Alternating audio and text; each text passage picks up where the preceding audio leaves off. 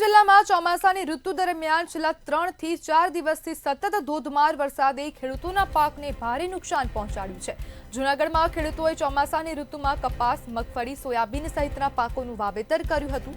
જો કે સતત વરસાદ અને અતિવૃષ્ટિને કારણે ખેતરોમાં પાણી ભરાઈ ગયું, જેના પરિણામે 50% જેટલો પાક નિષ્ફળ ગયો છે। ખેડૂતોએ મંતવ્ય ન્યૂઝ સાથે વાતચીતમાં જણાવ્યું કે દવા, ખાતર અને બિયારણ પાછળ થયેલો ખર્ચ પણ વ્યર્થ ગયો છે। વધુમાં છેલ્લા 3 વર્ષથી માવઠાનો માર પણ ખેડૂતો સતત વેઠી રહ્યા છે, જેના કારણે તેમની આર્થિક સ્થિતિ વધુ બગડી છે। ખેડૂતોએ રોષ સાથે જણાવ્યું કે સરકાર દ્વારા પાક વીમાની રકમ યોગ્ય રીતે અને સમયસર ચૂકવવામાં આવતી નથી। આવી પરિસ્થિતિમાં જ્યારે પાક નિષ્ફળ જાય છે ત્યારે ખેડૂતો પાસે આર્થિક ટેકો નથી રહેતો। તેઓએ સરકાર પાસે વહેલી તકે પાક નુકસાનનું સર્વે કરીને પાક વીમો અને આર્થિક સહાય આપવાની માંગ કરી છે।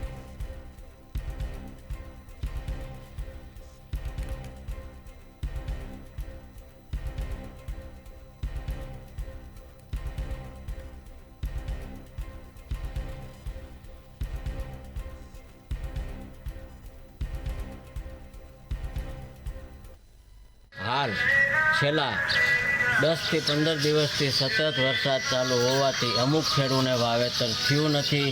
થયું એનું વાવેતર અત્યારે પીળા પડી ગયા છે, બગડે છે અને જોઈએ એવું ઉત્પાદન નહીં આવે। છેલ્લા 3 વર્ષથી જે પ્રી મોન્સૂન એક્ટિવિટીમાં વાવાઝોડું અને જે કાંઈ માવઠું થાય છે એમાં ઉનાળુ પાકને ખેડૂતોને હાથમાં નથી આવતો અથવા તો નુકસાન જાય છે।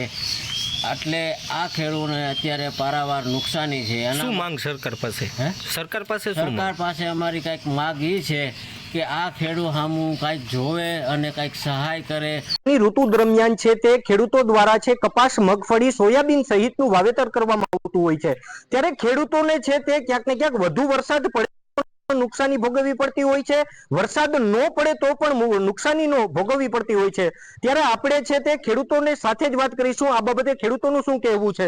વધુ વરસાદ પડે તો પણ નુકસાનીનો ભોગવવી પડતી હોય છે, તોય નુકસાની થાય છે।